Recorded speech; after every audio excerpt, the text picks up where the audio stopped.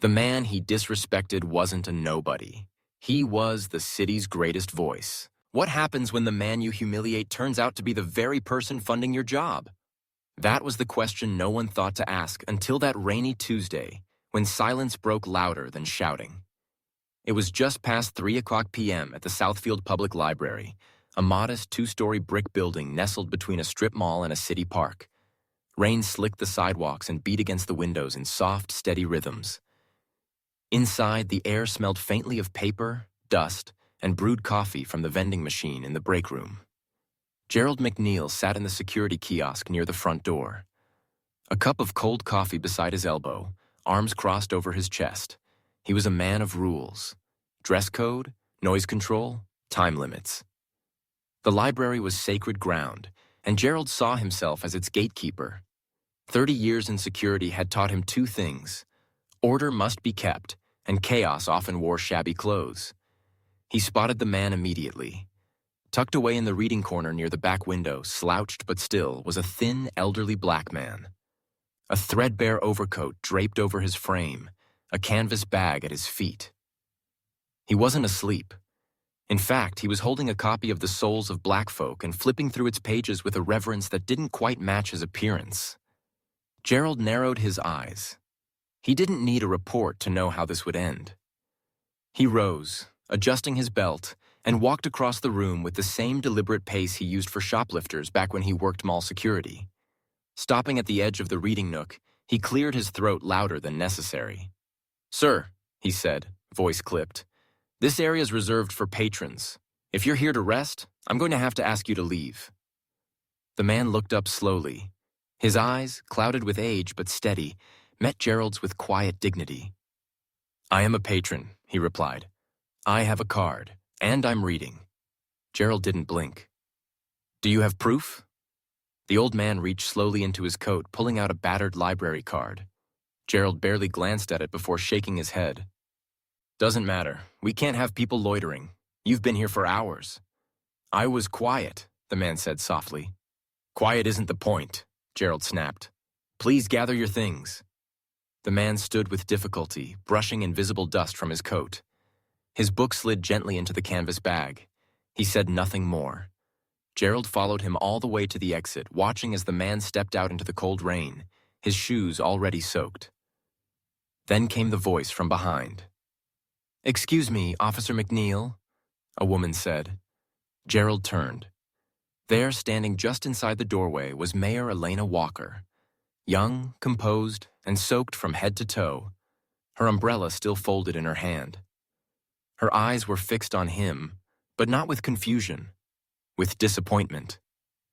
"Would you mind telling me," she said, "why you just threw one of our most distinguished citizens into the rain?" Masset, Gerald froze. His hand still gripped the handle of the front door, the rain seeping in through the small opening like guilt itself. He turned slowly, as if hoping he'd misheard. But the woman standing before him had the kind of voice that didn't leave room for doubt. "Madam Mayor," he said, trying to steady his voice, "I wasn't aware you'd be visiting today." "I wasn't planning to," Elena replied. She lowered the umbrella at her side. Her navy trench coat clung to her shoulders, and a few damp strands of hair stuck to her cheek. But she didn't seem to care. Her eyes were sharp. "Answer the question, Officer McNeil." Gerald straightened his back, adopting the posture of authority he knew best. The man had been sitting in the reading corner for hours. He didn't check anything out. He looked unclean. The rules are very clear. We don't allow loitering. Elena tilted her head. "Did he disturb anyone?" "No, but..." "Did he make noise? Threaten staff?" "No." "Was he sleeping?" Gerald's jaw tightened. "No, but..." "Then you threw him out," Elena cut in, her voice low but slicing. "Into the rain. For reading a book." "He wasn't here to use the library properly," Gerald insisted. "We have to set standards. If we let one person turn this place into a shelter..." She held up a hand. "Stop." Gerald fell silent. "Do you even know who that man is?" Elena asked. He hesitated. "No." Her expression shifted from anger to something far more dangerous, disappointment laced with sorrow. His name, she said, is Dr. Wallace J. Freeman. The name meant nothing to Gerald. His face remained blank. Elena stared at him a beat longer, then reached into her satchel and pulled out a small brochure from the library's own shelf. She held it up. Here, she said, take a look. Gerald stepped forward and squinted at the cover. It read, Legacies of Strength, African American Scholars of the Midwest. Featuring Dr. Wallace J. Freeman, historian, author, keynote speaker. Beneath the title was a sepia-toned photo, the same man he had just thrown out, dressed in academic robes, standing beside a podium. Behind him was the University of Michigan seal. He wrote 2 of the books this library keeps under glass, Elena said, her voice sharp but restrained. He helped this city secure its first grant for Black historical archives. And up until last year, he taught advanced courses in African American history and ethics. Gerald opened his mouth, but no words came. Elena let that silence hang in the air. He lost his wife last spring, she continued. 3 weeks later, his home burned down in an electrical fire. He refused to move out of the city, even after he became unhoused, because he said, "This place is still mine, too." She stepped closer. You didn't just eject a homeless man, Mr. McNeil. You erased a legacy without even asking for his name. Gerald's throat felt tight. I didn't know. No, Elena said sus. You didn't care to know. She turned toward the front desk, scanning the lobby where a few patrons now watched in uneasy stillness. Then, with one last glance at Gerald, she said, Follow me. He hesitated. Ma'am? You're going to help me find him, she said. Gerald followed her outside, the rain coming down harder now. They scanned the street, passing the sidewalk where Dr. Freeman had walked minutes earlier. Finally, a block down, they saw him. He was seated under the awning of a closed pharmacy, his canvas bag on his lap, coat pulled tight. He looked up as they approached, but he didn't flinch, didn't move. Dr. Freeman, Elena called gently. He nodded slowly. Mayor Walker. She crouched slightly beside him, ignoring the wet concrete. I'm sorry for what happened. He offered a soft smile. It's not the first time. Gerald stood awkwardly behind her. I didn't know who you were, sir. Dr. Freeman's eyes rose to meet his. There was no anger in them, only weariness. You shouldn't need to know who I am, he said simply. Those words hit harder than any accusation. Elena stood. Dr. Freeman, would you be willing to return with us? There's something I'd like to propose. The man nodded once. Lead the way. Back at the library, Gerald held the door open this time. For the first time in his years working security, he wasn't guarding against something. He was letting something in. They returned to the reading corner, where Freeman reclaimed his seat. He opened his bag and gently pulled out the Souls of Black Folk again, wiping the cover with a handkerchief. Elena turned to Gerald. I'm not going to fire you, she said, her voice calm. But I am going to ask something of you. Gerald looked at her, uncertain. Yes, ma'am? This Saturday, she said, we're hosting a community event in this library. It's a reading and storytelling hour, open to everyone, no matter what they wear, what they carry, or where they live. She turned toward Freeman. I'd like you to be our keynote speaker. The old man nodded, eyes gleaming. Then she looked back at Gerald. And I'd like you, Mr. McNeil, to sit in the front row. Gerald felt the ground shift beneath his feet. Me? You're not being punished, she said. You're being invited to listen. The question is, will you? Gerald looked at Dr. Freeman, then at the book in his lap. I'll be there, he said quietly. Freeman looked up and offered the smallest of nods, a peace offering, or maybe a challenge. Saturday came slower than Gerald expected. Each day since that moment felt longer, quieter, as if the entire library was holding its breath. The glances from staff had changed, not contemptuous, not openly accusatory, but knowing. And that kind of knowing weighed heavier than any reprimand. He prepared carefully, shaved, pressed his uniform, polished his shoes like a recruit on his first day. But what made him nervous wasn't the public meeting. It was the front row seat where there was no power to hide behind. That afternoon, the library was rearranged. Bookshelves were pushed aside to make space for folding chairs and a modest platform at the center with a single microphone. People arrived gradually, not as many as he feared, but not as few as he hoped. There were elders, high school students, a man in a wheelchair, and a young woman with a baby on her lap.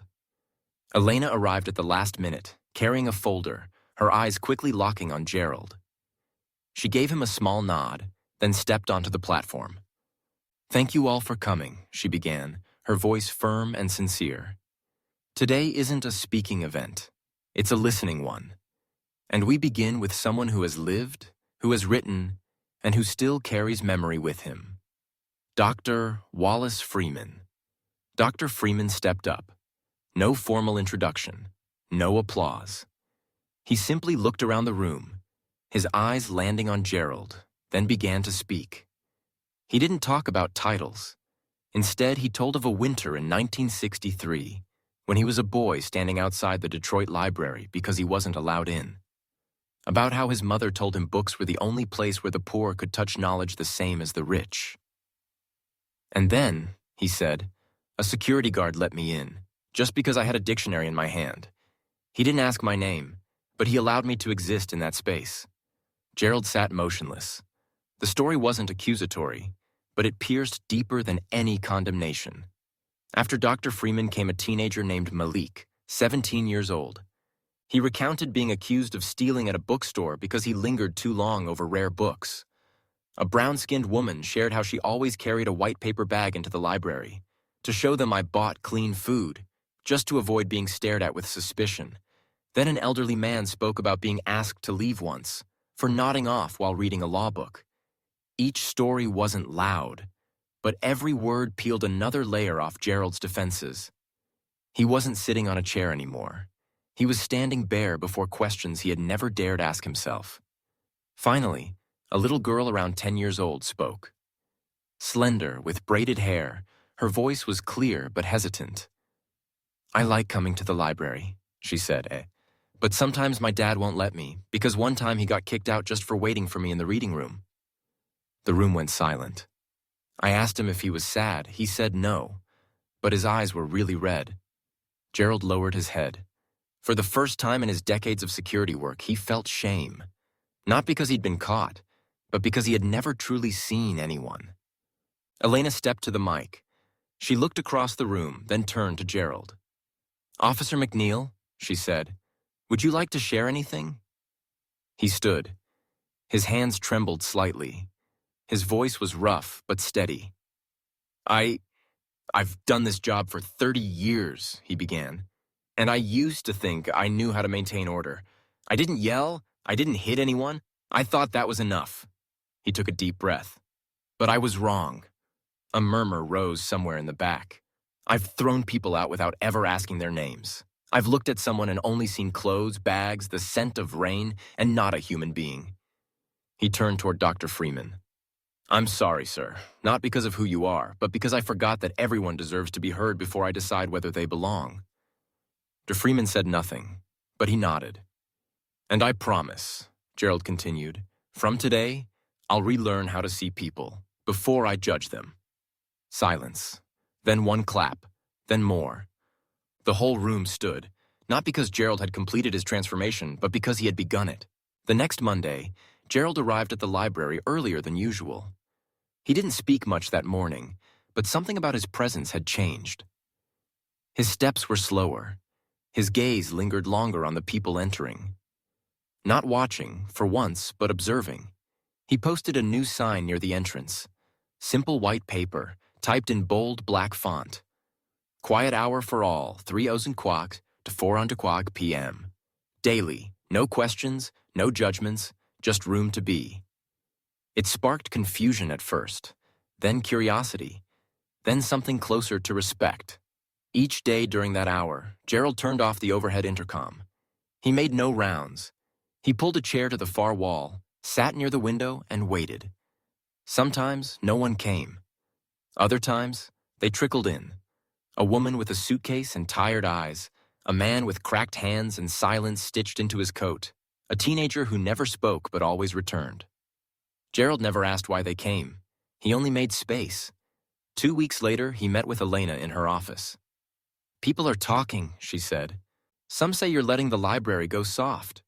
Gerald nodded. "I know." She studied him. "Do you care?" "I used to." He paused. "Now I care more about who leaves here feeling seen." That weekend, Gerald started a notebook. Not for reports or incident logs, but for names. Names of people he'd never spoken to. First names only, if they gave them. He wrote down what books they liked, where they preferred to sit, what days they came most. It was a small act. But in that act, Gerald was finally learning what it meant to serve, not surveil. Then one afternoon, as the sun dipped golden against the windows, a familiar figure entered. Dr. Freeman. He wore the same coat, the same canvas bag, but his steps were firmer. He didn't speak, just nodded to Gerald and took his usual seat. Gerald rose, walked over, and sat beside him. For a long time, they didn't say a word. Then Gerald broke the silence. "Would you help me run a new program?" he asked. "Something like Voices That Built This Place, stories from people who don't usually get asked." Dr. Freeman smiled faintly. "That's the first good question you've ever asked me." And for the first time in years, Gerald smiled back. The final shift didn't happen in a meeting. It didn't come with applause or a mayor's speech. It came, as most things worth remembering do, in silence. 3 months after that rainy Saturday, the Southfield Library launched a new monthly gathering. Open pages, open voices. Gerald never took the mic. He sat near the door, greeted everyone by name, and only stepped forward to adjust chairs or refill water. Dr. Freeman spoke the first night, not as a victim nor a guest, but as a citizen reclaiming a room he never truly left. He opened with this line. "A man once told me he was just doing his job, but dignity was never a job requirement. It's a human one." The audience didn't clap. They nodded. Deep, knowing nods, the kind that say, "We've been there too." Over Timka, new voices joined. A Somali refugee who now worked at the local bakery. A teenage girl who wrote poems in Spanish and shared them aloud for the first time. A Vietnam vet who'd been silently attending the library for years without speaking to a soul. And Gerald? He kept writing in his notebook. At first, just names, then dates, then small moments. Miss Louisa stayed until closing, laughed at a kid's joke about dragons. Terrence asked where the biographies were today instead of just pointing. Mrs. Coleman brought her son, introduced him to me for the first time. He didn't share the notebook with anyone, but each page was a quiet reversal of years spent seeing without noticing. One morning, Elena entered the library early. She found Gerald wiping down the front counter. "You're different," she said softly. "I'm trying," he replied. "Still learning." She hesitated. "There's talk downtown about expanding community programs across other city libraries. They want someone who's lived it to help design the model." Gerald looked up. "You want me to advise?" "I want you to show them," she said, "what it looks like when a man chooses humility over pride, when presence replaces posture." He didn't answer right away, but he nodded. Later that week, he wrote one final note in his book. Change isn't loud, it whispers, it waits. But when you let it in, it stays. A year later, a new plaque was mounted at the entrance of the Southfield Library. It was small, simple, quiet hour room dedicated to those whose voices were once unheard, and to those who learned to listen. Below it in modest print, in honor of Dr. Wallace Freeman and Officer Gerald McNeil. People walked past it every day. Some noticed, some didn't. But the room stayed full, of people, of breath, of quiet presence. Gerald retired the following spring. On his last day, he left his notebook behind, on the same chair where he first sat during Freeman's speech. Inside the cover, one line was scribbled in bold pen. "They weren't strangers. I just hadn't asked yet."